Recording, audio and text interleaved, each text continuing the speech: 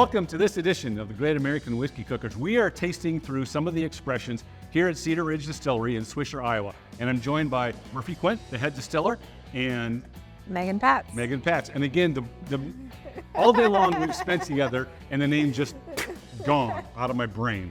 So what we're going to start with is your flagship signature bourbon. Yeah. Right? And we have two bottles sitting here. So this is what's currently coming out. Yep. And I brought this one here, which is one of the original bourbons that you guys came out with, 86 proof and 80 proof. Yeah. So let's do this one first. And I want you to walk us through what's the flavor profile that you're going for. So on our 86 proof bourbon, which is our flagship, our most popular item, if you've only had one product from Cedar Ridge, it's probably that one. Okay. For flavor profile, it's tough. I can dive into that a little bit. But what we're going for is more of a certain mouthfeel or a certain experience. We want it to be a very versatile bourbon, one that you can enjoy neat, you can enjoy in a cocktail without it getting diluted and watered down. It'll hold up to that. So we're going for one that can really be utilized for a lot of different things, neat, cocktail, etc. As far as flavor profile goes, I usually like to let people taste it for themselves and come up with their own notes, but since we're on camera, I'll kind of dive into that a little bit. We're going for really the staple, the traditional bourbon notes in this one. The caramels, the butterscotches, we want it to be on the sweeter side of things. Being in the corn state, we want that corn to really shine through and bring those sweeter notes out. So that's what we're going for our 86 proof bourbon. But at the end of the day, we want it to be approachable. We want it to be inviting, kind of like the people of Iowa. Approachable, inviting, kind, not overly aggressive. So it's a good bourbon for people that are just new to whiskey to jump into.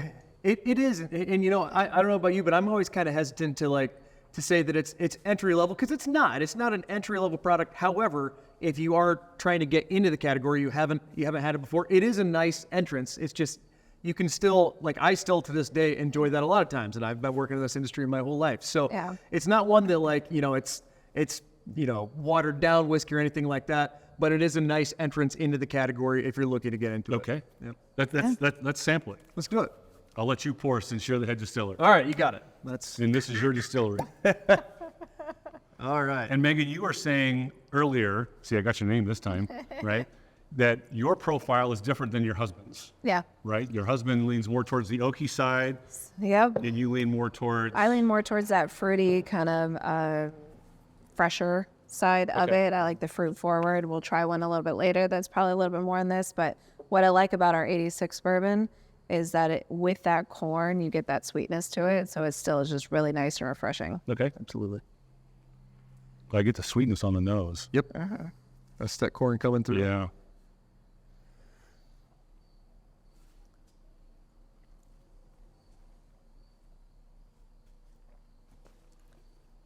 Oh, yeah. Incredibly balanced. It's very easy in the mouth. Yep. It's got, the mouthfeel is, it's almost got kind of a creaminess. Yep. For me, that's what I get out of it. And that corn just kind of shines through it. It doesn't overpower it. It doesn't, and I get a vanilla, a pretty heavy vanilla coming through. Yeah. On that mouthfeel, one thing that's unique about that is someone who pointed this out to me is actually Fred Minnick mentioned on one of his videos he was doing is that, he was trying something blind, and he's like, that has the patented Cedar Ridge mouthfeel. We've kind of developed a certain mouthfeel to our whiskey, like a certain viscosity, if you will, and it's kind of become a Cedar Ridge trademark. And where that comes from, it's hard to say. It could come from our distillate, our aging process, a whole bunch of different things, but the overall process that we utilize is going to lead to a certain mouthfeel that is, it is a typical Cedar Ridge mouthfeel. Yeah. Yeah, it's got a great balance to it. And the finish it's got a kind of a medium short finish for me. It doesn't hang on for too long. It's still there. And it's just kind of lightly tapping the back of my throat, I would say. Absolutely. And when you get up to one of our meatier offerings, like our barrel proof bourbon at 116 proof, that'll start to linger a lot longer. That'll hang with you for quite a while. This one, like I said, it's that approachable, easy drinking bourbon that it's there. It's bourbon. It stays true to what it is, but it's not, it's not still going 30 seconds after you sip it. Right. Yeah. Yeah. And the caramel's coming through for me on this one now. Absolutely. Very much so. On the back end. So, want to try this one? Yeah, that'll be fun. You haven't probably had this one for a while. I haven't had that in, I don't know, 8 years. Yeah, so this is the original. I mean, Megan, you weren't here during these days, but I've never had that one. this is the original label, and it's funny looking at it now. It's like when I look back at pictures for me in the 90s, I'm like, wow, I wore that outfit like that. That's a ridiculous outfit. And it's like, labels sure have changed a lot. And yeah, I mean, it's a weird progression from one to the other. But even in the color, I mean, you can see a lot of difference. Yeah. And And again, you've gone from 80 proof to 86 proof. A little bit more flavor profile in this one is kind of what you were going for, and to hit the market of who you're going for, right? exactly. And this is from some of the original stuff that came out. You got it. Yep. Bottle number 88, barrel number 160. Yep. Cool thing about being in the barrel shed is you can always just kind of throw them behind you. Re-wet the barrels. And like I tell all my friends who come over, all my whiskey is for sharing. This was actually brought to me by a friend who said, hey, you like whiskey, right? I'm like, yeah. So I don't drink this any longer. So you want it? I'm like, sure. Wow. Right away, I'm getting differences on the nose. Yep. I actually get I get a lot of rye on the nose, which, maybe I'm getting something else, but it's traditional rye notes. It's got a different nose to it. A little floral. Mm-hmm. Yeah, I picked that up. Wow, it's amazing how much that's changed. Like, Night and day. those are two totally different whiskeys. Yeah. It's weird. You gotta think, obviously visually you can see just the label difference, but all the things that have changed in that time frame. I mean, I don't know when this one came out. I'm guessing it came out in say 2014, 2013, 2014, somewhere in there. And this was obviously the last couple months. I mean, think about the pieces of equipment that have changed, Right. the differences in weather, the number of people. The people that work here have a significant, they impart a significant amount of flavor in the product. They're the ones creating it. They're the chefs, if you will, that make the product. So the people are going to have a lot to do with it.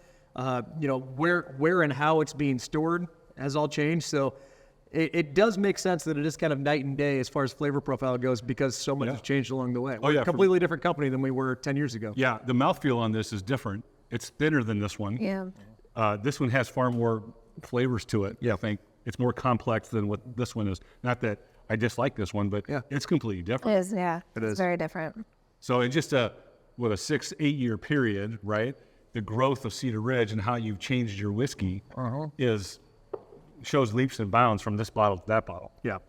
For sure. I'm with you. It's weird. I in a weird way, I enjoy it. It's a unique flavor profile. It's not that original one. It's not typical bourbon. It's kind of bourbon with a twist. Whereas this is more of like a traditional, straightforward bourbon. You've had a million different bourbons. You kind of know what to expect. This really hits that mark. This is going to be.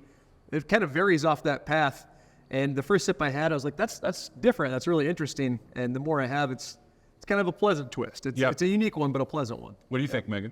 I was gonna say it's a totally different approach. I was trying to see if they had the mash bill on it to see how much that has changed from this, because I do think I think there's less corn in it for sure. On that one, it just It's interesting.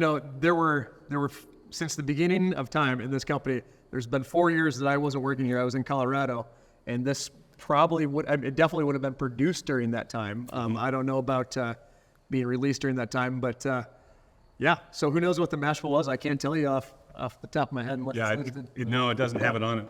But certainly very there's cool. been changes. Certainly. Yeah. Yep. So they can find you at cedarridgedistillery.com. Yep. Right? And they can find you on the socials as well, Facebook and Instagram. Yep. Right? Murphy, if someone wants to get in touch with you. Yeah, on Instagram at Murphy Quint. Okay. And Megan. And ours are at Cedar Ridge, Iowa. Okay. And for the Great American Whiskey Cookers, I'm Jeff Sart. Until next time, if you can't be good, be good at it. See ya.